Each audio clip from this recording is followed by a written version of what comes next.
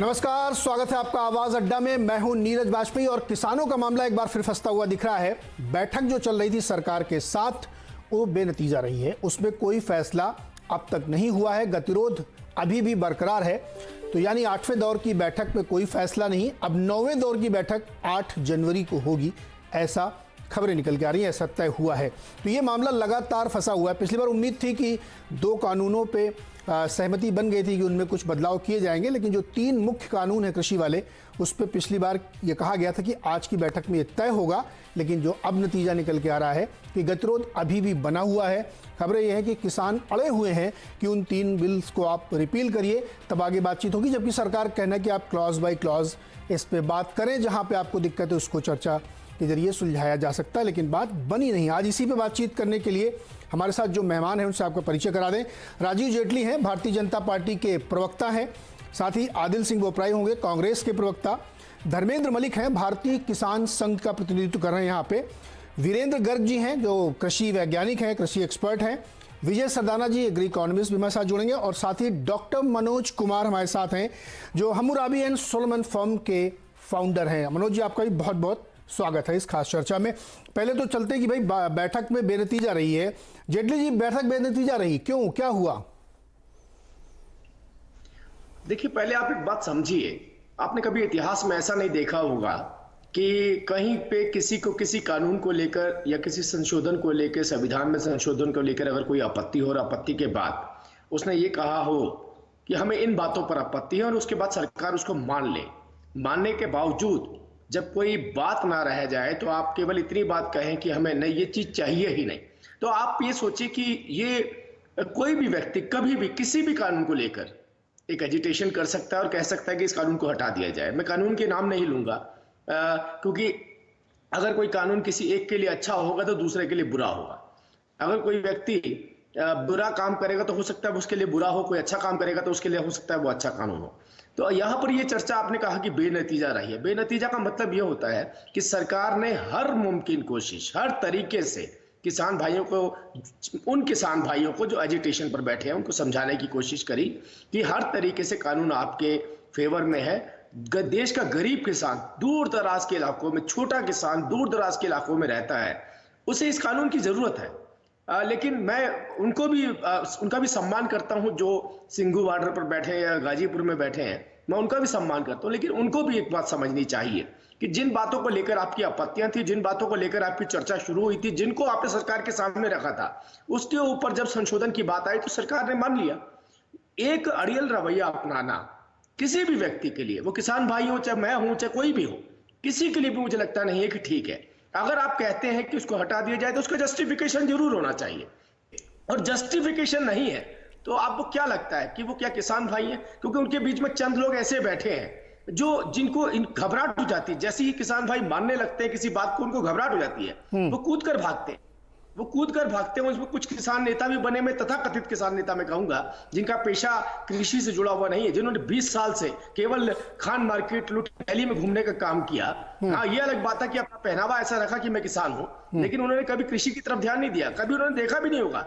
और जिनका क्लेम ये होता है शायद गुड़गांव की बिल्डिंग में कहीं पे उनके 2-4 एकड़ या 1.5 एकड़ जमीन पड़ी होगी, जिससे वो अरबोपति आदमी होगा जो आज इनका लूट करने की कोशिश कर रहा है। मैं केवल ये बात बोलना चाहता हूं कि पहली बार सरकार ने इतिहास में ऐसा कदम उठाया जो कदम कभी हमने कल्पना भी नहीं करी थी।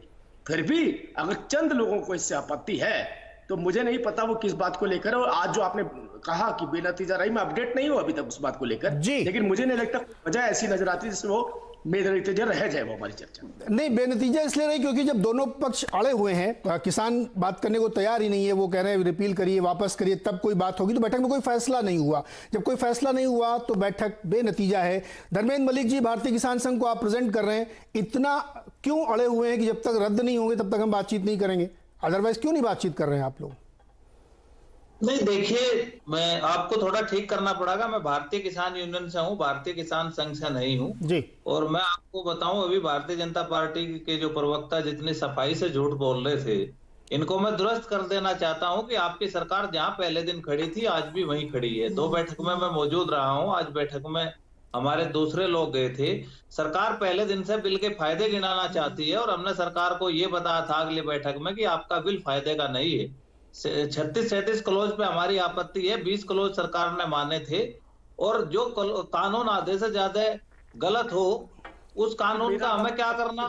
ना सरकार समर्थन मूल्य पे कानून बनाना चाहती और ना बिल वापस करना चाहती। भाई सरकार कहाँ बढ़ी है, आप ये बताओ।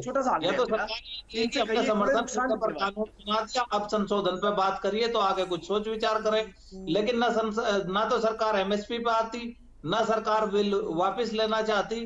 तो अब हम सरकार के एजेंडे पे क्यों चलें कि सरकार संशोधन चाहती है तो हम संशोधन मान जाए। और दूसरी बात मैं आपको बताऊं कि देखिए, कृषि बिलों का ही आप इनका नाम देख लीजिए, ये किसान के लिए नहीं है, ये कृषि के व्यापार के लिए बने हैं। और कृषि व्यापार किसान नहीं करता है। मोदी जी को इन लोगों ने गलत फीडबैक दिया कि आप वाई लूट लो किसान के लिए, तो इनका पैंच फंस गया। और आज कौन लूट ले रहा है? शुरुआती दौर में वही कह रहे थे कि आप क्लोज वाइज बात कर लीजिए, हम क्लोज में संशोधन कर देंगे। देखिए, अब इतना सब कुछ हो चुका है। हमारा सबसे पहला काम मांग ये है कि एमएसपी को कानूनी दर्जा दिया जाए और ये बिल वापस किए जाएं। नहीं तो आप लोग अपनी बातें जो लिख के दे दीजिए कि हमको ये जो 20 क्लॉज आप बता रहे हैं जिस पे आपका डिसएग्रीमेंट, आप लिख के क्यों नहीं देते हैं और अखबार में छपवा दीजिए। आपकी इतनी बड़ी पीआर एजेंसी जब चल रही है, देश भर में काम चल रहा है, तो आप उसको छपवाइए कि ये 20 है, इस पे हमको आपत्ति, लिखित में दीजिए ना आप। नहीं तो हमने तो बता दिया ना सरकार को कि ये बिल वापस चाहिए, दोबारा बिल लेकर आने हैं तो दोबारा बैठ के ड्राफ्ट बनाओ, 3 लोग दोबारा फिर वही बात, वो कह रहे हैं कि हम चेंज करना चाहते हैं, आप कह रहे हैं कि बात ही नहीं कर रहे हैं उसमें। हम लोग यहाँ बैठ के, अब अंदर तो आपके 40 आदमी जा रहे हैं, अंदर क्या हो रहा है किसी को पता नहीं है, तो आप लिख के दीजिए, फिर जारी करिए उसको मीडिया में। सरकार को 2 लाइन की बात बता दी कि एमएसपी को कानून बनाओ और ये को बिल वापस करो। लिख के तो हम प्रेजेंट कर चुके, दे चुके उनको अपना प्रत्यावेदन, चिट्ठी का जवाब दे दिया था हमने। जो सरकार का प्रस्ताव रोहन गुप्ता जी, उसके बाद हमने लिखित उनको प्रस्ताव दे दिया था। जी नीरज जी, आपका भी अच्छा, एक सेकंड रोहन जी, 1 सेकंड रुकिएगा, 1 सेकंड रोहन जी, भाजपा, रोहन जी 10 सेकंड रुकिए। एक छोटा सा रिबटल राजीव जेटली से ले रहे हैं, उसके बाद आपके पास आते हैं। राजीव जेटली जी, क्या कह रहे हैं आप? रोहन जी, मैं इससे पहले कि डिबेट आगे बढ़े, मेरे किसान भाई ने अपनी बात रखती। आप ये देखिए कि जो भी किसान भाई वहां पर एजिटेशन कर रहे हैं और 40 किसान जो अंदर जा रहे हैं, 40 किसान जब विज्ञान भवन से बाहर निकले थे, पहली मीटिंग की बात कर रहा हूं मैं, पहली मीटिंग के बाद उन्होंने कहा जो संशोधन के प्रस्ताव हमने सरकार के सामने रखे, सरकार ने उनको मान लिया है। पहली मीटिंग में बता रहा हूं मैं, किसान जो नेता थे उनकी ये स्टेटमेंट थी। दूसरी मीटिंग में भी यही बात निकल के आई, लेकिन जो चंद लोग मैंने अभी थोड़ी देर पहले कोट किए, उन चंद लोगों ने ये कहा कि हमें कोई अमेंडमेंट नहीं चाहिए, हमें अच्छा भी नहीं चाहिए, हमें बुरा भी नहीं चाहिए, हमें कानून केवल वापस चाहिए। मैं इसलिए कह रहा था, इतिहास के अंदर कभी ऐसा नहीं हुआ कि आप जस्टिफाई ना कर पाए फिर भी आप कहें कानून को वापस ले लीजिए। अभी थोड़ी देर देखिए, 2 बातें करी इन्होंने, मेरे सम्मानीय किसान नेता जो यहाँ बैठे महेंद्र जी, 2 बातें करी। इन्होंने कहा एक तो एमएसपी को कानून बना दे। ठीक है जेटली जी, रुकिए, अब थोड़ा रुकिए, बात को आगे बढ़ाते हैं। रोहन गुप्ता जी, इस तरीके का अड़ियल रुख है, इस पर बात नहीं बनेगी। वो आरोप लगा रहे हैं कुछ लोग हैं जो लॉजिकली बात को प्रूव नहीं कर पा रहे, इसलिए कह रहे कानूनी वापस ले लो आप। देखिए नीरज जी, भाजपा प्रवक्ता ने जो कहा कि पहली बार सरकार ने ऐसा कदम उठाया, मैं मानता हूं कि पहली बार सरकार ने ऐसा कदम उठाया है कि 60 किसानों के मरने के बावजूद भी ये सरकार का अहंकार कम नहीं होता है। पहली बार सरकार ने कदम उठाया कि जो किसान जिस चीज मांग नहीं रहे थे, जो चीज उसके ऊपर थोप दी गई। पहली बार इतने साल में सरकार ने ऐसा कदम उठाया है कि अन्नदाता जो कभी किसी से लड़ने को तैयार नहीं होता, जो मजबूर हो गया रोड पर बैठने के लिए, अपने अधिकार के लिए लड़ने के लिए। देखिए, दिल्ली की ठंड हो या मोदी जी का घमंड हो, किसान अभी झुकने वाला नहीं है।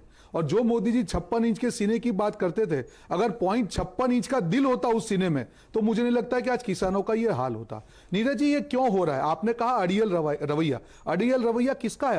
अड़ियल रवैया सरकार का है, क्योंकि जो बिल किसानों पे थोपे गए, किसान ने तो मांगा नहीं था कि हमको कुछ चाहिए। अगर आप चर्चा करते, डिस्कशन करते, तो शायद आज ये परिस्थिति नहीं होती। पर ये सरकार का अहंकार है कि थोप करो, थोप दो लोगों पे और राज करो। जनता ये स्वीकार नहीं करेगी। उन्होंने थोप दिया, जनता ने रिएक्ट किया, उनको लगा कि हम मना लेंगे, किसानों को आतंकवादी बोलेंगे, कुछ भी करके उनको फूट डालो, राज करो वाली नीति अंग्रेजों वाली अपनाएंगे। पर ये किसान है, आप भले अपनी अंग्रेजों वाली क्या आगे बढ़ाओ, किसान समझ चुका है कि क्या उसके लिए क्या अच्छा है और क्या बुरा है। और इसीलिए नीरज जी देखिए, 60 किसान की मृत्यु हो चुकी है, शहीद हो चुके हैं। कोई पागल नहीं है कि इतनी कड़कड़ाती ठंड में वहां बैठ के अपने अधिकार के लिए लड़ रहे हैं। किसान जानता है कि उसके लिए क्या अच्छा है। क्या सरकार नहीं समझ पा रही है कि जब किसान इतना ज्यादा अपनी बात पे अड़ा हुआ है या उसके बात पे कायम है तो इसके पीछे कुछ लॉजिक होगा? और किसान क्या मांग रहा है? किसान ने पहले भी कहा, एमएसपी की बात की। ये लॉ का जो फाउंडेशन है, जिस बिल्डिंग की फाउंडेशन ही अगर कमजोर हो वो बिल्डिंग मजबूत नहीं बन सकती है। नीरज जी, हमने देखा है कि जो राज्यों में, उनका बिहार का राज्य हो, कई राज्यों में क्या हाल हमने देख रहे हैं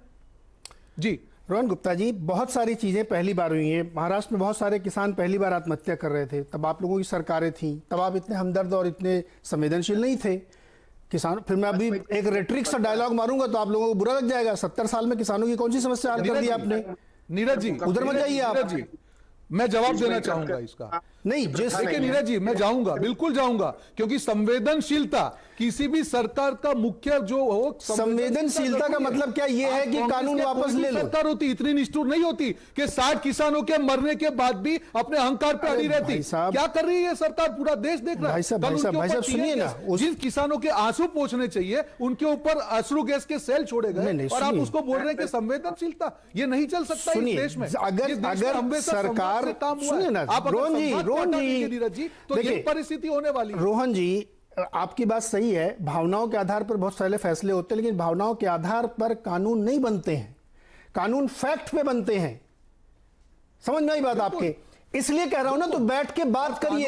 अगर आप बात नहीं कर रहे तो आप एक व्हाइट पेपर जारी करिए कि मुझे इस 20 चीज में आपत्ति। पूरा देश तो जाने कि आपको आपत्ति किस चीज में। कानून जो नहीं, नीरज जी, ये बात जब कानून बन रहे थे तब होनी चाहिए थी। मैं ये कहना चाह रहा हूं। हम कह रहे हैं अभी कानून के लिए आपके पास रास्ते खुले ना, आप सुप्रीम कोर्ट चले जाइए, फिर मुकदमा दायर करिए। किसान संगठन है, आपने उससे भी बात नहीं की है सर। फिर आरएसएस का किसान संगठन। रोहन जी सुनिए ना, रोहन जी आगे मत बढ़िए थोड़ा, अभी रुकिए। देखिए, लोकतंत्र में फैसले दो तरह से होते हैं। एक संसद के अंदर कानून बन के होते हैं, अगर आप उससे संतुष्ट नहीं है तो आप या तो अदालत जाते हैं, चुनाव लड़ लेते हैं। आपको रास्ते खुले हुए हैं ना। अभी पंचायती चुनाव में सब जगह हार गई कांग्रेस। ये कहां लिखा हुआ है? या फिर आप उसको चैलेंज करिए कि ये कानून सही नहीं है, हम इससे सहमत नहीं है। कांग्रेस बीजेपी की नहीं है, यहाँ पे अन्नदाता की बात है। नीरज भाई साहब, इसको पॉलिटिकल मत कीजिए। कांग्रेस, हाँ, मैं इसी जगह लेके आ रहा था। अभी मैं उसी जगह लेके आ रहा था, क्योंकि ये हमारे दिल के लिए हम लोग खड़े रहेंगे। जब ये बिल आया, राजनीति से मत जोड़िए। नहीं रोहन जी सुनिए ना, कैसे नहीं जोड़ूंगा मैं, कैसे नहीं जोड़ूंगा मैं। पूरे आंदोलन को, ये मलिक साहब बैठे हुए हैं, समझदार व्यक्ति हैं। किसान आंदोलन को किस तरीके से बदनाम किया गया, उसमें आपने अडानी अंबानी को जोड़ा, ब्रिटिश राज को जोड़ा, काला कानून जोड़ा, ईस्ट इंडिया कंपनी जोड़ा। ये सब इसी आंदोलन में हुआ है ना। मैं जानना चाहता हूं, आज रिलायंस इंडस्ट्रीज ने बाकायदा अपना जोड़े, नहीं सुनिए ना, क्लैरिफिकेशन दिया है कि उसका क्या लेना देना है। कॉन्ट्रैक्ट फार्मिंग कभी की उन्होंने? कभी उन्होंने किसी किसान से डायरेक्ट अनाज खरीदा उन्होंने? तो उनके टावर क्यों तोड़े गए? पूछा आपने इन किसानों से? धर्मेंद्र जी, आपकी बात है ये कि कभी उन्होंने कॉन्ट्रैक्ट फार्मिंग नहीं की, ना उनका कोई इरादा है, ना वो डायरेक्ट किसान से ले रहे हैं, लेकिन आरोप उन पे मढ़ा जा रहा है और आंदोलन बताया जा रहा है किसानों का है। किसान अगर इस तरह आंदोलन कर रहे हैं और टावर तोड़ रहे हैं तो इसको क्या समझा जाएगा? इसलिए सवाल उठता है कि आंदोलन को मिलाइन किया जा रहा है, इसमें राजनीति हो रही है। रुकिए एक मिनट, अभी रुकिए सर, आप लोगों से इतनी बात की है।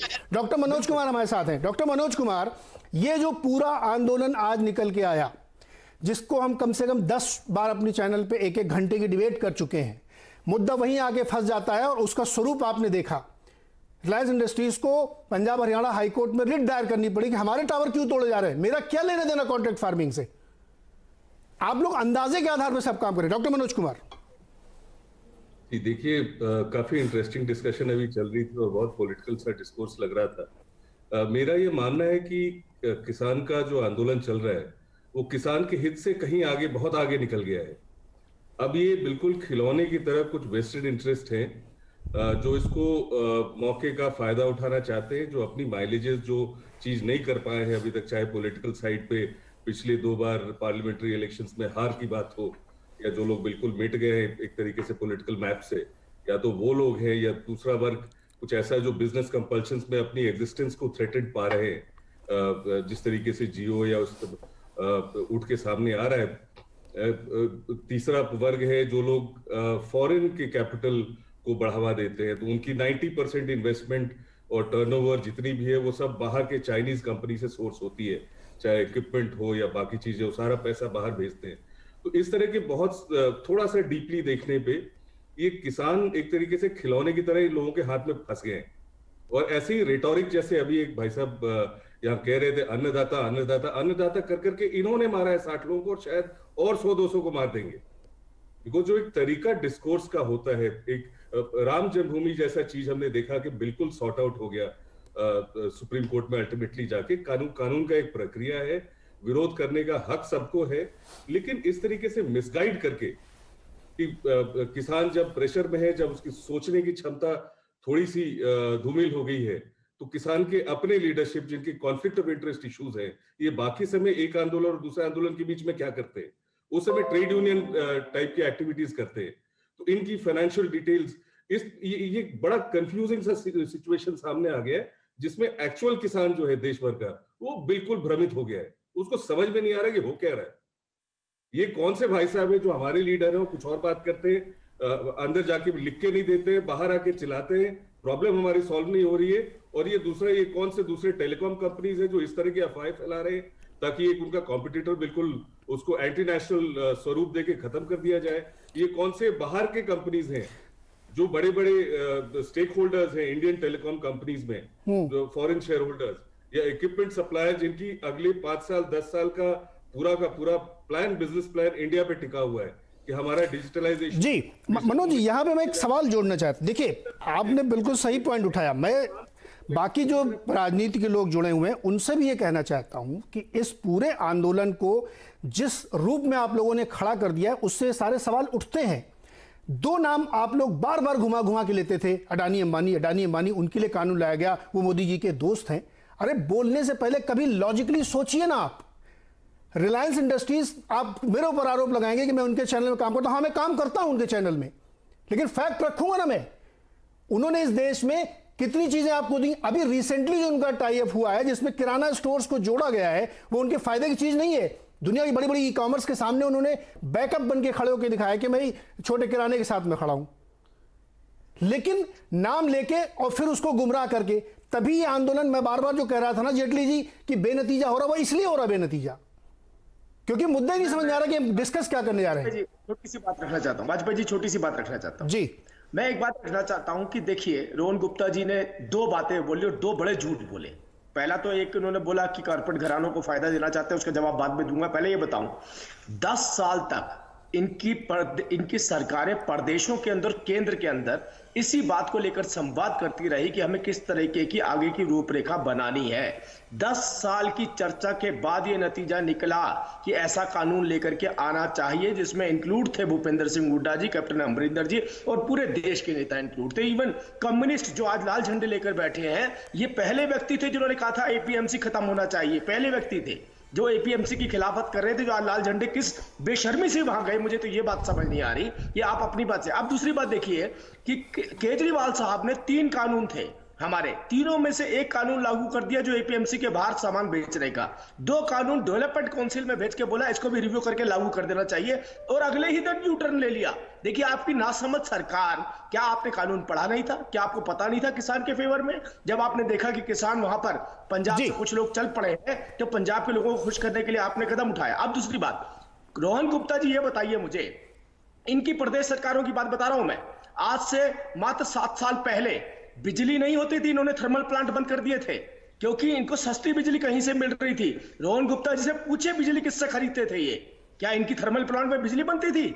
ये बिजली जिससे खरीदते थे, आज उसके ऊपर मैं जवाब देना चाहूंगा नीरज जी। जी बहुत संक्षेप में, अमित सरदार जी की बात में गया भी नहीं हूं जी, बहुत संक्षेप में दोनों चीजों का जवाब दूंगा मैं। जेटली जी रुकिए, रोहन जी बहुत ही संक्षेप में, सारे जवाब उसके बाद में। हाँ, बहुत संक्षेप में जी, पॉइंटेड, बिल्कुल पॉइंटेड। हाँ, संक्षिप्त में जवाब देना चाहूंगा। देखिए, कहीं पे भी जब हमारी पार्टी, हम ये नहीं बोल रहे हैं कि प्राइवेट सेक्टर को बढ़ावा देना गलत है, नहीं, बिल्कुल नहीं। नंबर 1, राजीव जेटली जी आप गलत बोले। हमने कहा था एपीएमसी एक्ट को जब रिपील करेंगे, तब हमने ये कहा था कि एपीएमसी को हम लोग किसान के पास में लेके जाएंगे। आपने वो चीज नहीं पढ़ी। हर चीज में, हर सिस्टम में गलतियां हैं, उसको सुधारना है, पर आप सिस्टम को तोड़ के उसकी आत्मा को वहां से ले लेंगे, वहां पे मुद्दा है। बात हुई आपकी, बात की आपने नीरज जी अपने प्राइवेट कंपनीज की बात प्रकार की सरकारी संपत्ति का अगर उसके ऊपर कुछ किया जाता है, बीच में मत बोलिए, मैं सुन रहा था आपकी बात को, सुन लीजिए। किसी भी प्रकार की संपत्ति को नुकसान नहीं होना चाहिए, विरोध का तरीका होना चाहिए, पर आप जब राष्ट्रीय संपत्ति बेचते हैं और राष्ट्रीय संपत्ति पे नुकसान एक अस्तित्व के लिए किसान लड़ रहा है, आपको यह हो रहा है। यहां पे बात मुद्दा क्या है कि आप जब किसान को प्राइवेट सेक्टर्स के सामने खड़ा कर रहे हैं और उसको आप एमएसपी का प्रोटेक्शन भी नहीं देंगे तो किसान का बाइंग पावर नहीं है। हमारा 85% किसान नीरज जी 2 एकड़ से कम जमीन, मुझे आप ये बताइए बड़े रोहन गुप्ता जी, पावर नहीं रख सकते। रोहन गुप्ता जी, एसेंशियली मेरी बात नहीं, खत्म सुनिए करने ना। दी जाए प्लीज नीरज जी, प्लीज मेरी बात को खत्म करने जल्दी खत्म करिए। मुझे लगता है जनरली आप ये नहीं करते आज, क्यों मुझे नहीं इसलिए नहीं करता हूं क्योंकि आप प्लीज मुझे 10 सेकंड जिस जगह आप ले जा रहे हैं वो एक्सेप्टेबल नहीं है। मेरी बात को खत्म करने दी, करिए, खत्म करिए, 10 सेकंड में खत्म करिए। जो बात की मैंने वही बात की कि किसी भी प्लीज मेरी बात को खत्म करने दीजिए नीरज जी। मेरा सिर्फ इतना कहना है, जो 3 काले कानून क्यों कहे जाते हैं, उसकी जो आत्मा है कि आप एक नया चैनल तो क्रिएट कर रहे हैं, पर वहां पे जो प्रोटेक्शन किसान को होना चाहिए, वो अगर प्रोटेक्शन आप उसको हटा रहे हैं, इसका मतलब आप किसान को बड़े प्लेयर्स के सामने एक्सप्लॉयटेशन के लिए ओपन कर रहे हैं। एसेंशियल कॉमोडिटी की जो आपने क्वांटिटी होर्डिंग की लिमिट्स भी हटा दी, रोज रुकिए, बात का संकेत है। रोहन जी किसान नहीं समझते, यहाँ पे एक मनोज जी बोल रहे थे, सुनिए ना सर, रोहन जी नहीं, रुकिए आप किसानों को अगर आप किसानों के इतने बड़े हितैषी हैं, कांग्रेस के बगल में बैठे हुए धर्मेंद्र मलिक जी 72,000 रुपए का ऑफर दिया राहुल गांधी ने, क्यों नहीं एक्सेप्ट कर लिया था आप लोगों ने? अगर आप इतने बड़े हितैषी हैं, इन्हीं किसानों ने रिजेक्ट कर दिया था ना उन्होंने। बात समझने की कोशिश करिए, किसानों को भरवाने की जरूरत नहीं है। सरदाना जी आपके पास आता है, उसके बाद घर से आप समझने की कोशिश कीजिए। नहीं, आप समझने की कोशिश नहीं करें। ये आंदोलन पूरा और हाईजैक कर लिया गया है और कॉर्पोरेट को बदनाम किया जा रहा है। अडानी अंबानी का, अरे रुकिए ना, सवाल नहीं पूछेंगे नीरज जी, मैं वही सवाल पूछूंगा और हर जगह उनको लाया जाता है। मेरा तो सीधा सवाल है, आप मेरे को जो भी कहना चाहें, टावर क्यों तोड़े गए, रिलायंस का नाम क्यों लिया गया, रिलायंस ने कौन सी खेती पे कब्जा कर लिया है, कौन सी जमीनें उन्होंने खरीदी हैं, ये मुझे बताया जाए। और इस आंदोलन को मैं क्यों न मान लूं कि कुछ ताकतों के द्वारा, चाहे वो टेलीकॉम सेक्टर की हो, चाहे वो चाइना से प्रायोजित हो, चाहे जो पैसा लेके हो, इस आंदोलन को हाईजैक करके बैठे हुए हैं। सरदाना जी, चाइना से नहीं, देखिए नीरज जी, बताओ आपके मान लेने से कुछ होता है क्या? आप आंदोलन को कुछ भी मान लो, क्या फर्क? तो आपके मान लेने से कौन सी दुनिया बदल जाएगी महाराज? नीरज जी रुकिए एक मिनट, सरदाना जी बोलिए। मेरा निवेदन है, आप मेरे को 2 मिनट दे दे, मैंने सबके विचार सुने जी। नीरज जी, मैं आपसे एक निवेदन करता हूं, जितने आपके पास अभी पैनलिस्ट बैठे हैं, जिस साइड से हैं मुझे नहीं पता, कौन किसको रिप्रेजेंट कर रहा है मुझे नहीं पता, आप एक काम करिए, इन कानूनों को आप अपने चैनल पे सामने रखिए, 2 घंटे का शो करिए, लाइन बाय लाइन डिस्कस करते हैं आप ही के चैनल पे, और जिसको ऐतराज है वो बताए, चाहे वो किसान है, कांग्रेस है, अपोजिशन है, बुद्धिजीवी है, जिसको भी है, और एक एक लाइन करके देखते हैं कि किसका क्या ऐतराज है। कोई बात नहीं, अगर 40 लोग अंदर जाके बात नहीं समझा पा रहे, कम से कम एक पब्लिक डिस्कोर्स तो होना चाहिए ना, तो सामने आ जाएगा कि क्या कांग्रेस के तर्क सही है, क्या अकाली के तर्क सही है, क्या किसानों के सही है, या सरकार के सही है, या किसी और के सही है। एक खुल के बहस होनी चाहिए समाज में। तो मेरा निवेदन है कि आप एक कोशिश करिए, 2 घंटे का प्रोग्राम, हम आपके साथ बैठते एक एक लाइन पे चर्चा करते। अब आती है बात आज की मीटिंग को लेके, जो आपका मुद्दा था। देखिए, जब आप इस कानून को पढ़ते हैं, जब ये मैंने पहली बार कानून पढ़ा था, तब मैंने एक ही बात कही थी, इसमें कमीशन एजेंट्स हंगामा करेंगे। क्योंकि देखिए, जब भी आप कानून बनाते हैं उसमें कुछ बदलाव होता है। जब कुछ बदलाव होता है तो किसी के फेवर में होता है, किसी के अगेंस्ट में होता है, कुछ लोग न्यूट्रल रहते हैं। यहां पे इस पूरे कानून में सिर्फ एक ही ग्रुप है जिसके अगेंस्ट ये कानून जाता है, और वो है कमीशन एजेंट और मिडलमैन। अब वो क्यों है, मैं आपको एक लाइन में समझा देता हूं। अभी क्या होता है मंडियों में कि किसान से आड़तिया और मिडलमैन माल खरीदता है और इसी अडानी अंबानी की रिटेल आउटलेट में बेचता है। वो कुछ घर नहीं रखता है अपने, आप समझिए इस बात को। अब कानून ये कहता है कि जिसको आड़तिया आपसे खरीद के बेचता है और जितना मुनाफा आपके माल पे वो कमाता है और आपको नहीं देता है, अब आप चाहे तो डायरेक्ट अडानी अंबानी को बेच सकते हैं, अगर किसान चाहे तो। यहां पे आड़तियों ने हंगामा इसलिए किया कि भैया अगर किसान सीधा चला जाएगा तो मेरी कमाई कैसे होगी, इसीलिए कोई अमेंडमेंट नहीं चाहिए, कानून वापस लो। क्योंकि किसी भी अमेंडमेंट में आप ये नहीं लिख पाओगे कि कमीशन खोरी जारी रखी जानी चाहिए, क्योंकि आप कोई भी लाइन बदल लीजिए इन कानूनों में, उससे कमीशन की प्रॉब्लम सॉल्व नहीं हो रही है। इसीलिए ये लोग चाहते ही नहीं कि लाइन बाय लाइन डिस्कशन हो। इनका एक ही मकसद है कि ये कमीशन का धंधा जारी रहना चाहिए, बाकी किसान जिए या मरे। यहां तो है इसकी हकीकत। अब ये प्रदर्शन रुक क्यों नहीं रहे, अब आप समझ लीजिए। आपने 2 महीने तक एक इतना हाइप क्रिएट कर दिया कि जियो या मरो का सवाल हो गया। अब इन 40 लोगों में अगर एक आदमी भी समझदारी की बात करता है और वो ये कहता है कि नहीं ये कानून में हमें डिटेल में डिस्कस करना चाहिए, बाकी लोग उसको कहेंगे ये बिक गया, सरकार का साथी हो गया, कॉर्पोरेट के हाथों बिक गया।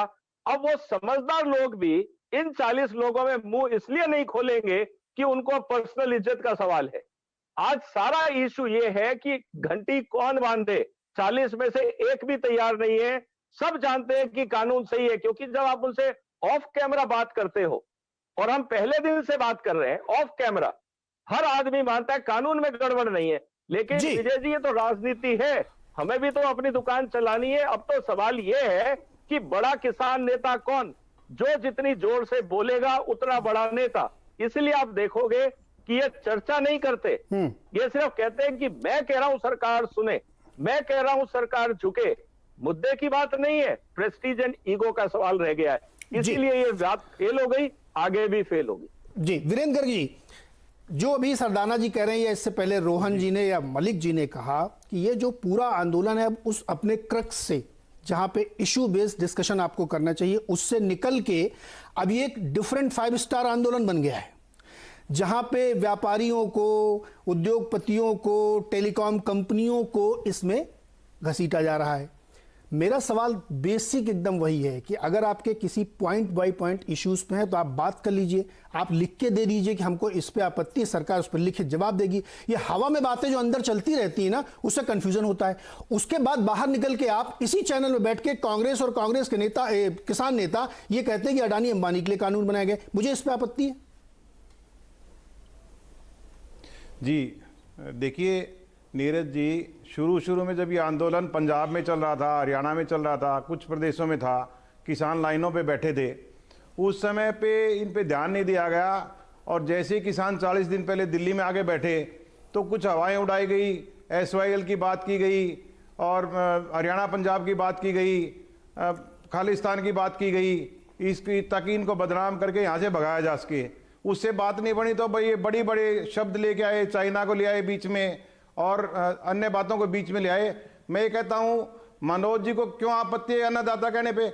जो बंदा सारा रात को जग के सर्दी के मौसम में अपनी फसल की रखवाली करता है, पूरा परिवार लग के पसीना बहा के फसल पैदा करता है, उसको ये क्यों ना हो कि मिनिमम गारंटी ले ले अपनी फसल की?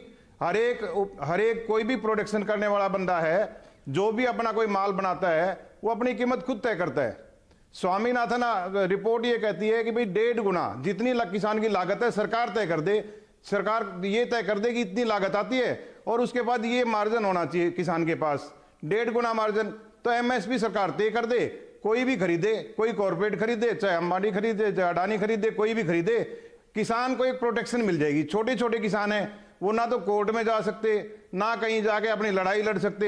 आज तो किसान इकट्ठा होकर बैठा है, कल को किसान कब जाके अपनी बातों को रखेगा? बताइए किसान का जो असली डर है आपत्ति वो क्या तो है? अपनी कीमत को लेके है। देखिए जहां तक ये बात आती है कि आड़तीये बिचौलिए क्या लेते हैं 2-2.5%, अरे कॉर्पोरेट तो डबल मार्जिन से कम काम ही नहीं करेगा। किसानों का डर तो यही है। गर्ग जी आप ऐसी बात कर रहे हैं, कहीं बड़े मगरमच्छ के आगे ना डाल दिया जाए। मैं रिएक्ट करना चाहता हूं। हाँ मैं बिल्कुल मनोज जी के पास आ रहा हूँ। मनोज जी रिएक्ट करिए, बताइए। 2% लगता है जैसे प्लीज। हाँ मनोज जी बोलिए। जेटली जी एक मिनट रुकिए। हाँ मनोज जी बोलिए। ये बहुत हवा में बातें हो रही हैं सब, 2%, 2.5% कमीशन, ये जैसे कि प्रॉपर्टी की सेल है उसमें कोई 2% का मार्केट फिक्स है, ऐसा कुछ भी नहीं है। आप नंबर्स एक्चुअली उठा के देखेंगे तो मिडिलमैन की अर्निंग की मार किसान को इतनी डीप पड़ती है, जो एक्चुअल जाके फाइनली जो कंज्यूमर है, कोई एग्रो बेस्ड इंडस्ट्री हो, यदि वो जिस रेट पे लेता है और जिस रेट पे मिडिलमैन माल उठाते हैं, ये इसमें बहुत बड़ा मार्जिन है। इसलिए परसेंटेज के डिस्कशन में मुझे नहीं जाना बिल्कुल। अब आते हैं अन्नदाता मैंने तो बोला था, आप सुनेंगे, अभी सुनेंगे अभी। को अगर चाहिए तो उसके बिल्कुल नहीं। अरे मलिक साहब एक मिनट रुकिए ना भाई, आपकी बारी आई तो आप जवाब दीजिएगा जी। अन्नदाता बोल के एक किसान का ये सिचुएशन आ गया है कि उसके अपने लीडर्स लड़ाई को खत्म नहीं करना चाहते हैं। वो लिख के अपने पॉइंट्स या ऑब्जेक्शंस, उनको डर है कि जहां वो लिख देंगे वो एक एक करके इश्यू सारा टिक ऑफ हो जाएगा, उनकी झगड़ा खत्म हो जाएगा, उनकी सारी मार्जिन चली जाएगी। वेस्टेड इंटरेस्ट आ गया सब जगह से, सबसे बड़े वेस्टेड इंटरेस्ट तो मिडिलमैन है। उसके अलावा ये लोग चूंकि मिडिलमैन है और पैसे का ही खेल समझते हैं, तो ये बाकी लोगों के हाथ में बिकने लगे हैं, चाहे वो पॉलिटिकल राइवल्स हो या बिजनेस राइवल्स हो या फॉरेन एंटिटीज हो जिनकी आगे की 5-10 साल की इनकम और बिजनेस प्लान सारा इंडिया पे टिका है। तो ये जहां पैसे पे खेलने वाले लोगों को स्पेस मिलेगा, ये बिल्कुल यही होने वाला है। तो ये सारा जड़ इसका मनोज जी, आप दो बातें बार बार कह रहे हैं, उस पे मैं आपसे थोड़ा जाना। आप दो बातें बार बार कह रहे हैं कि इसमें कुछ जो है ताकतें काम कर रही हैं, वो क्या, उसको खुलासा करके बताइए मुझे। बार बार आप कह रहे हैं, और दूसरा कह रहे हैं बिजनेस राइवल्स भी इस आंदोलन को हवा दे रहे हैं, वो क्या है? सिंपल सा एग्जांपल लीजिए आप, अभी जियो का ले लीजिए, जिस तरीके से अटैक और एक बिल्कुल अटेंशन अदानी अंबानी पे लिया जा रहा है। एक कानून के विरोध में, जिस कानून में कुछ चंद ऑब्जेक्शंस हो सकते हैं, जिसकी सरकार बात करके ठीक करने के लिए तैयार है, मैं सरकार की तरफ से नहीं हूं, लेकिन प्रोसेस ऑन है। उस चीज को आगे नहीं बढ़ा, किसान की लीडरशिप जो जाती है वो खुल के अपने कार्ड स्टेपल पे नहीं रखती है। एक तरफ तो ये हो रहा है, दूसरी तरफ जो बिजनेस राइवल्स हैं वो इसका मौका उठा के अपने राइवल्स को टारगेट कर रहे हैं, फिजिकली डिस्ट्रॉय करना, एंटी नेशनल इंप्रेशन देना, ये लोग तो एक्चुअली देश विरोधी हैं, इस तरह की चीजें। अब आप जियो ले लीजिए, वोडाफोन ले लीजिए, एयरटेल ले लीजिए, मैं चंद एग्जांपल्स ले रहा हूं सिर्फ, मुझे किसी से इंडिविजुअली आप सबकी जो कैपिटल एक्सपेंडिचर है, जो इनके एसेट्स और इंफ्रास्ट्रक्चर पे लगता है, वो सबको एनालाइज कर लीजिए। एक कंपनी है जिसका कंप्लीटली इंडिया में रोटेशन है, वो सब कुछ यहीं पे आत्मनिर्भर भारत स्वरूप में यहीं पे खड़ा किया है। दूसरे का 90% एक्सपेंस बाहर है, वो चाइनीज कंपनी उनके सप्लायर्स है। तो जो पैसा हमारे कंज्यूमर से कमा रहे हैं वो पैसा चाइना जा रहा है। ऑब्वियसली चाइनीज कंपनी इंटरेस्टेड होगी कि जो इंडियन सोर्सिंग हो रही है वो बंद हो जाए। सिंपल है, बिल्कुल सामने टेबल पे रखा हुआ फैक्ट्स, कोई भी बैलेंस शीट्स और फाइनेंशियल डिटेल्स निकाल के इसको वेरीफाई कर सकता है। जी, पॉइंट आपने अच्छा रखा है कि जो कंपनी यहां पे इंडिजिनस 5G डेवलप कर रही है उस पे हमको प्राउड नहीं है, हम उसके ऊपर उंगली उठा रहे हैं। जो कंपनी रिटेलर्स के समर्थन में खड़ी है हम उस पे उंगली उठा रहे हैं। जिसने कभी किसानों से कोई धोखाधड़ी नहीं की हम उस पे उंगली उठा रहे हैं। जिसने कॉन्ट्रैक्ट फार्मिंग न की है न करेंगे ये बात करी हम उस पे उंगली उठा रहे हैं और उसके टावर्स तोड़ रहे हैं। तो मैं ये बात सवाल क्यों ना पूछूं कि ये एक प्रायोजित आंदोलन चल रहा है किसी घराने के खिलाफ, और इसके पीछे हो सकता है कुछ टेलीकॉम कंपनियां, कुछ चाइनीज ताकतें हो। मलिक जी, हो सकता है आपको पता ना, आप भोले इंसान हैं। मलिक जी, आपकी भाषा में मैं कैसे आ जाऊंगा? तो सरकार की नीयत पे उठ रहा है, घरानों पे पिछले साल से जो है किसान आत्महत्या कर रहा है, उसकी आपको 60 किसान मर चुके हैं, और आप ये कह रहे अडानी की कितनी कंपनियां फॉर्म हुई, पहले से ही एग्री बिजनेस में है। रिलायंस जो है रिटेल जो आया है वो किस समय में लाया गया? BSNL का सारा जो है संपत्ति जितनी थी वो रिलायंस के जियो के हवाले कर दी गई। कौन सी की गई बताइए, जरा जानकारी हो तो बताइए। नहीं, कौन सी जानकारी यार? अगर धर्मेंद्र जी आपको जानकारी नहीं है तो हवाबाजी वाली बातें मत करिए। यही बैठ के आप लोग सिंधु बॉर्डर पे कर रहे हैं। अगर फैक्चुअल जानकारी नहीं है तो कृपा करके न बोलें। आपका अपना इंफ्रास्ट्रक्चर कौन सा है बताइए। आप बताइए ना, कौन से किसानों का आंदोलन, वो कौन सी जमीन हड़प ली, कौन सी कॉन्ट्रैक्ट फार्मिंग करवा ली, कहां पे उन्होंने रिटेल में सारे किसानों को लूट लिया, बताइए ना फैक्ट के साथ। आपने खरीदी है 10 साल पहले कर्नाटका में सस्ती किसानों से, जहां पे पानी की कमी थी। आप जो है एग्रीकल्चर सेक्टर में इसलिए घुसना चाहते हो कि ITC और जो अडानी है उनका 15 रुपए किलो का गेहूं खरीद के और वो 40 रुपए का आटा बेच रहे हैं। आपको पता है कि उसमें धर्मेंद्र मलिक जी, ITC कितने वर्षों से आटा बेच रही है, फूड प्रोडक्ट बेच रही है, आपने उसकी तरफ कुछ नहीं कहा। आपको रिलायंस मिल रहा है, क्यों? क्योंकि ये ब्लाइंड है। मैं यही तो बार बार कह रहा हूं कि आप किसी एक पर्टिकुलर चीज को टारगेट करने की कोशिश कर रहे हैं, और यहीं पे बैठ के इसी चैनल में कांग्रेस के प्रवक्ता भी कहते थे कि अडानी अंबानी के लिए कानून बना। रोहन गुप्ता जी, आपको कैसे लगता है ये कानून उनके लिए बना है और आप दो घरानों को टारगेट कर रहे हैं सिर्फ? नीरज, मैं कुछ कहना चाहता हूं। आ रहा हूं सर, एक बार रोहन जी से लेके फिर आपके पास ही आ रहा हूं। पहले कहा जी कि मुद्दा सुन लीजिए, मैं जवाब देना चाहूंगा आपको। हाँ। मैंने मेरी पहली बात में कहा कि देखिए मुख्य मुद्दा क्या है। ये 3 काले कानून कौन लाया है? बीजेपी सरकार लाई है। किसी ने उनको बोला नहीं, उनको थोपे गए।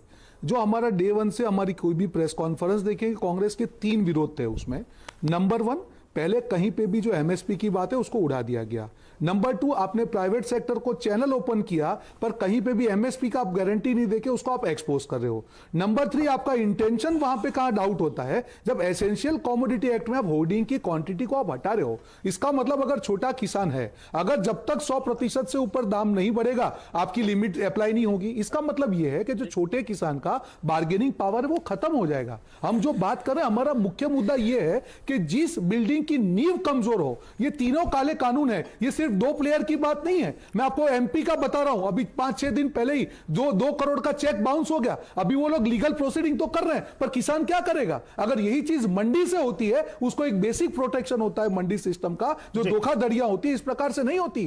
तो आप जो बात कर रहे हैं, जो पूरे 3 लॉ का इंटेंशन है इस सरकार का, वो किसानों के हित के लिए नहीं है, वो उनके जो भी साथी हैं उनको हेल्प करने का है। उसमें हमने क्या गलत कहा? और मेरे 3 मुद्दे का जवाब अब किसान से 8 बार बात हो गई। नीरज जी, मैं आपको पहले भी कह रहा हूं, नीरज जी, किसी भी प्रकार के नुकसान के मैं खिलाफ हूं व्यक्तिगत तौर पे। संपत्ति का नुकसान करना विरोध नहीं है, पर आपको यह भी चेक करना पड़ेगा कि अगर 60 किसान मर चुके हैं रोड पे, 8 बार मीटिंग हो चुकी है और सरकार समझने को तैयार नहीं है, यह बात अहंकार की नहीं है, यह बात किसानों के अस्तित्व की है। यही बात तो दूसरी साइड में कही जा सकती है ना सर, समझ के सरकार को झुकना होगा। रोहन जी, यही बात दूसरी साइड के लिए भी कही जा सकती है। अच्छा, बहुत छोटे-छोटे जवाब लेंगे, मुझे एक ब्रेक भी लेना है। पहले सरदाना जी आप, उसके बाद फिर गर्ग साहब, उसके बाद मुझे एक छोटा सा ब्रेक लेना। ब्रेक लौट के जेटली जी आपको पूरा पर्याप्त समय मिलेगा। सरदाना जी, देखिए, अभी हमारे किसान साथी ने एक बड़ी अच्छी बात कही कि 15 रुपए का गेहूं है, 30-35 रुपए का आटा बिकता है। मैं हमारे किसान भाई से ये पूछता हूं कि साहब, आप अमूल जो आपका कोऑपरेटिव है वो कितने में दूध लेता है और कितने में उसमें चीज बना के बेचता है, कितने का बटर बेचता है? अगर आप वैल्यू एडिशन नहीं करेंगे किसान के माल में, तो क्या आप समझते हैं कि 15 रुपए भी किसान को मिल पाएंगे? 15 रुपए का अनाज लेके उसको पूरा प्रोसेसिंग करके, पैकिंग करके, ट्रांसपोर्ट करके, सारे उस पर टैक्स दे के आपके कंज्यूमर तक पहुंचाना, उसमें 50 लोगों का रोजगार देना, दुकानदारों को उनका हिस्सा देना। आप क्या समझते हैं कि 15 रुपए का माल 16 रुपए में आप बेच लीजिए? मेरा यह कहना है कि हमारे किसान भाई कहीं ना कहीं इस गलत फहमी में है। उनको यह सीखना पड़ेगा कि इकोनॉमी चलती कैसे है। अगर आपको यह लगता है कि ये कंपनियां इतनी खराब हैं, मेरा एक रिक्वेस्ट है आप सब किसान भाइयों से, आप सारे किसान भाई एक प्रतिज्ञा कर लो।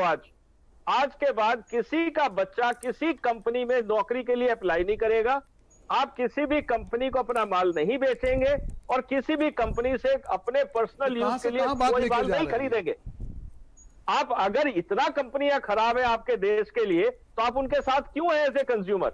मेरा ये कहना है, थोड़ा सोचिए कि इकोनॉमी चलती कैसे है।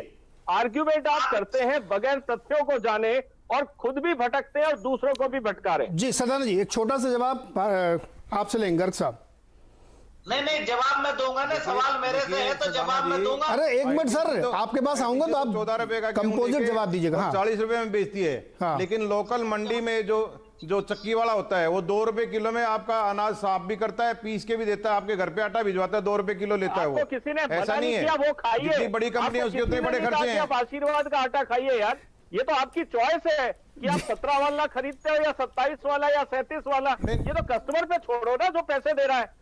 आपको जो खरीदना आप खरीदो। मैं 200 रुपए किलो का खरीदता हूं, आपको क्यों कष्ट है?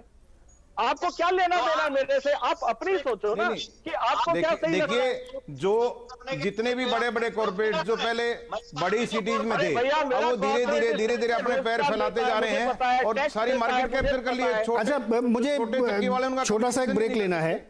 गर्ग साहब, मैं आपके पास आऊंगा, आपने अपना पॉइंट रख दिया, मुझे एक छोटा सा ब्रेक लेना है, उसके बाद जवाब देना है किसको, रोहन जी को और वकील मलिक साहब को, उसके बाद फिर दोबारा चलेंगे।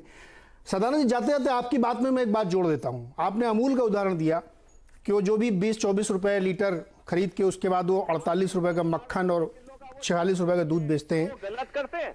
नहीं, गलत नहीं करते। रुपए का अगर वो चीज नहीं बेचेंगे तो किसान एग्जैक्टली सर, खरीदेंगे। सदानंद जी, वो तो कोऑपरेटिव है। उसी के पैरेलल महाराष्ट्र में पराग कंपनी है, तमिलनाडु में हटसन है, हेरिटेज फूड्स है, ये सब भी उसी प्राइस में बेचते हैं और किसी किसान का शोषण नहीं होता है। मलिक जी, आपकी जानकारी के लिए बता रहा हूं, आप कह सकते हैं कि अमूल कोऑपरेटिव नॉन प्रॉफिट है, हटसन एग्रो प्राइवेट कंपनी है, पराग डेयरी प्राइवेट कंपनी है, उमंग डेयरी प्राइवेट कंपनी है, किसी किसान का शोषण नहीं होता है। ये भी धंधा ही कर रहे हैं। एक छोटे से ब्रेक के बाद लौट के आएंगे, बहुत सारे जवाब मलिक साहब को देने हैं।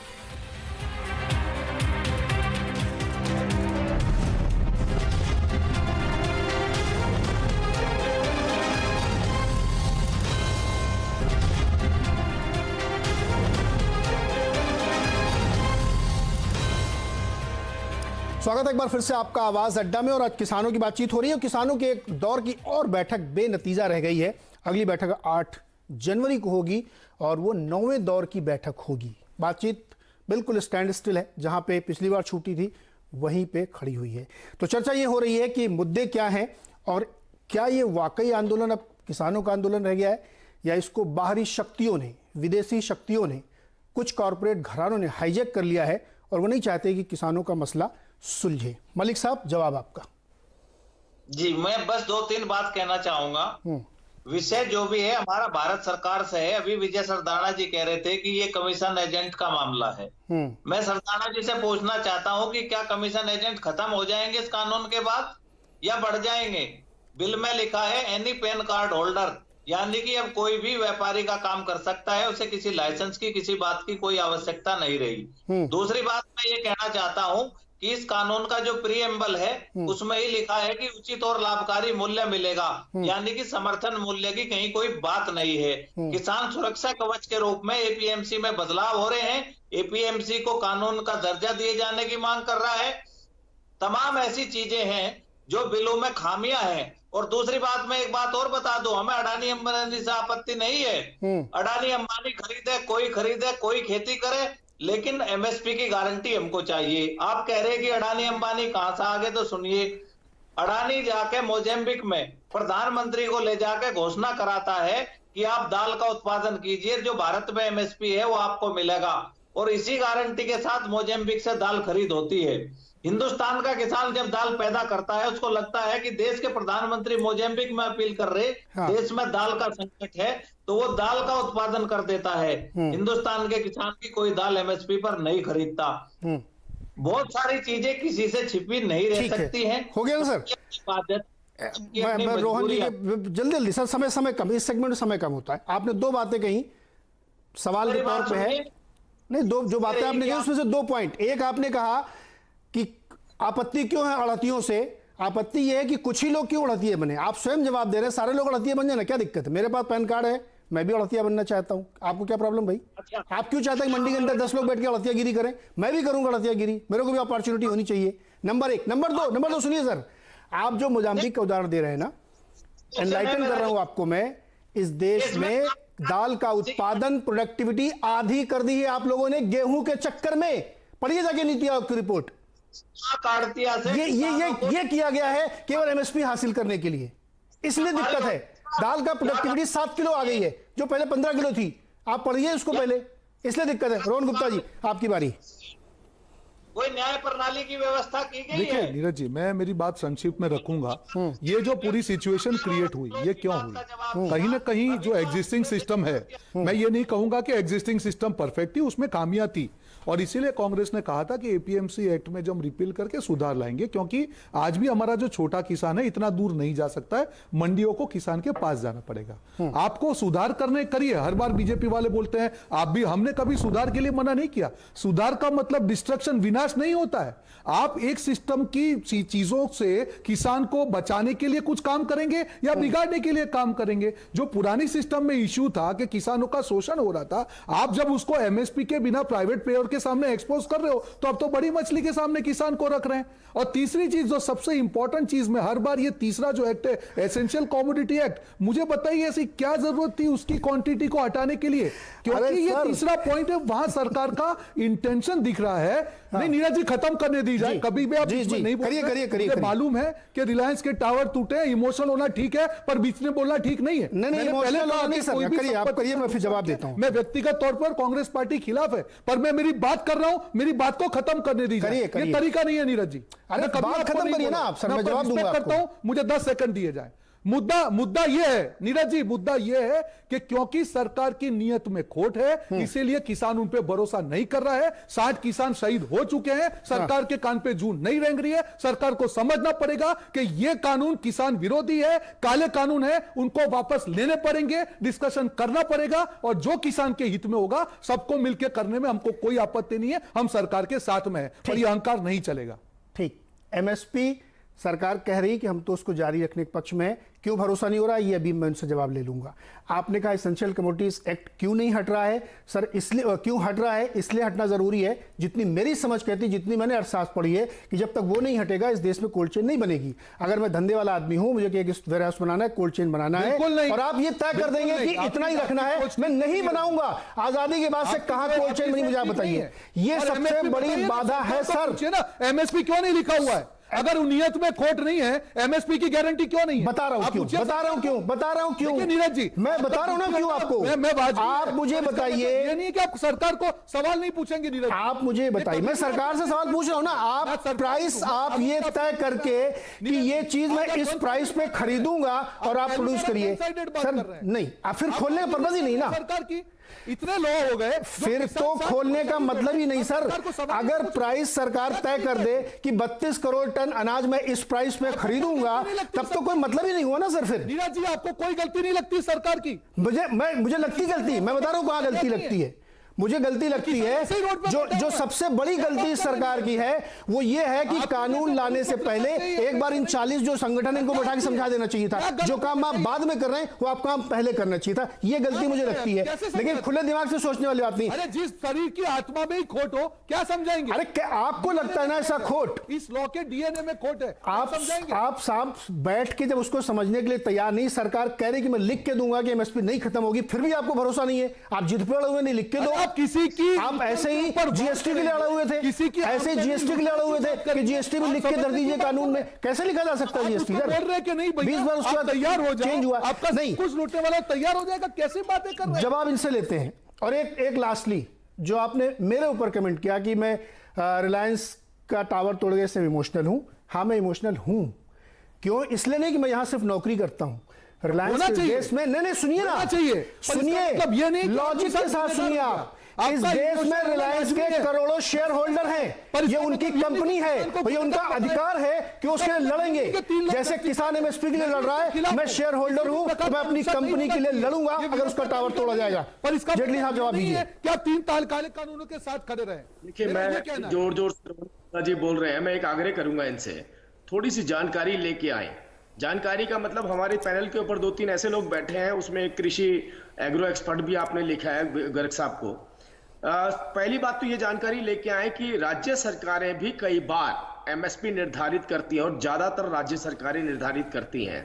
इनकी एक मॉडल पेश करें ना। राजस्थान में इनकी सरकार है, राजस्थान के अंदर एमएसपी क्यों नहीं दी जाती? राजस्थान के किसान को हरियाणा में बाजरा क्यों बेचना पड़ता है? इनसे ये पूछिए। दूसरी बात, हरियाणा ने सब्जियों के ऊपर एमएसपी लागू कर दी। तीसरी बात, अभी गर्ग साहब ने एक बात बोली, शायद वो जानकारी का अभाव रहा होगा, चाहे वो एग्री एक्सपर्ट है, कि स्वामीनाथन जी ने जो अपना रिकमेंडेशन दिया था मुआवजे का, मतलब कि मुआवजा कितना होना चाहिए, तो 10,000 रुपए का दिया था फसल बीमा योजना के तहत। और राज्य सरकारों ने क्या निर्धारित किया? हरियाणा ने 12,000 रुपए देना शुरू कर दिया। अरे भाई, कम से कम इतनी तो आपको शर्म होनी चाहिए कि आप डिबेट पे बैठते हैं, डिबेट पे बैठने से पहले अपना कोई मॉडल तो लेकर आए कि हमारी राज्य सरकार देखिए। अरे शर्म तो आपको आनी चाहिए। 60 किसान शहीद हो गए, अब उनका फ्रीज हो गया। आप डिबेट पे आते हो, वही शर्म। सर उनका फ्रीज हो गया। छोटे-छोटे कमेंट सरदाना जी और डॉक्टर साहब के ले लूं, समय कम हो रहा सर। कम होता है। सरदाना जी और डॉक्टर मनोज जी एक एक करके। पहले सरदाना जी आप उसका सर, वो उनका फ्रीज हो गया तो जवाब देने कोई फायदा नहीं, वो सुन भी नहीं पाएंगे जी। सर मेरे 2 छोटी सी बातें हैं। एक तो ये बार बार कहा जा रहा है कि कानून में अनलिमिटेड स्टॉक होल्डिंग की परमिशन दे दी गई है वगैरह वगैरह। मेरा दोबारा वही निवेदन है जो मैं शुरू में कर रहा था, जो हमारे जिस भी पार्टी के प्रवक्ता बोल रहे थे, मैं उनको खुली चुनौती देता हूं, आइए कानून आमने सामने कैमरे के सामने बैठ के पढ़ते हैं। जो आप बोल रहे हैं वो कहां लिखा हुआ है? आप वो बोल रहे हैं जो कहीं नहीं लिखा हुआ है, जनता को गलत जानकारी दे रहे हैं। सॉरी टू से दिस कि आपने कानून नहीं पढ़ा है, अगर पढ़ा है तो आपको समझ नहीं आया। लिखा है आप लोग आगे रहते हैं, एमएसपी नहीं लिखा आपको वो पढ़ाई दे रहा है। आप कह रहे हो कि छूट दे दी स्टोरेज की, कहां लिखी हुई है? बताइए ना, एमएसपी तो वो उसका मुद्दा अरे बात हो रही है, अब आप टॉपिक से मत बदलो। एमएसपी नहीं लिखा हुआ नहीं दिखता है, आप लोग डिबेट में आ जाते हैं। एमएसपी नहीं लिखा है, नहीं दिखता है आपको। मेरी बात पूरी होने दो। एमएसपी नहीं दिखता है आपको, दे चुके 15 मिनट। एमएसपी दिखता है आपको? आप लेंस लेके बैठिए। आप लोग करते हो किसानों के साथ अन्याय कर रहे हो। आप लोगों को शर्म आनी चाहिए। यहाँ पे एक्सपर्ट बनते आपको मत कीजिए। 60 किसान शहीद हो चुके हैं, अब आपको मत समझाइए। किसान अपना बेहतरी जानता है, किसान अपना भला जानता है। आप लोगों के सर्टिफिकेट की जरूरत नहीं है। क्या बातें कर रहे हैं आप लोग? एमएसपी लिखा हुआ नहीं है। मैं जो 3 सवाल पूछ रहा हूँ, बताइए प्राइवेट सेक्टर में एमएसपी क्यों नहीं है? प्राइवेट सेक्टर में एमएसपी क्यों नहीं है, बताइए। आपके मनमोहन सिंह जी ने क्यों नहीं किया ये? आपके फाइनेंस मिनिस्टर ने क्यों नहीं किया आज तक? अरे आप मनमोहन सिंह जी को छोड़िए। जी रुकिए, डॉक्टर मनोज के पास चलते हैं। डॉक्टर मनोज के पास चलते हैं। सर समय एकदम खत्म हो रहा, कुछ एक आध मिनट में डॉक्टर मनोज से। देखिए इस पूरी बहस में इमोशनल कोशेंट ज्यादा जा रहे हैं। जो बात आपने भी सदा जी पूछी ना रोहन जी से कि मनमोहन जी ने क्यों नहीं कर दिया था, हकीकत उनको भी मालूम ही नहीं कर सकते हैं। ये बिजनेस के खिलाफ है। बिजनेस मतलब बुरा शब्द नहीं है, बिजनेस बुरा शब्द नहीं है। बिजनेस का मतलब होता है कि धंधा कैसे चलेगा, देश कैसे चलेगा। अगर आप बेसिक प्रिंसिपल्स के अगेंस्ट जाएंगे, जो कि मनमोहन सिंह जी को भी मालूम है, चिदम्बरम जी को भी मालूम है, 60,000 करोड़ का किसान कर्ज माफ किया लेकिन एमएसपी लागू नहीं किया, क्योंकि उनको भी हकीकत मालूम है। इसलिए करें इमोशनल कोशेंट की बजाय प्रैक्टिकली फैक्ट पे बात करना शुरू करिए। सर कुछ ही समय बाकी, डॉक्टर मनोज कुमार आपका आखिरी कमेंट। ये आंदोलन हाईजैक हो गया है, किसानों को बरगला के एक डिफरेंट लेवल पे खड़ा कर दिया, इसलिए समस्या सुलझ नहीं रही है।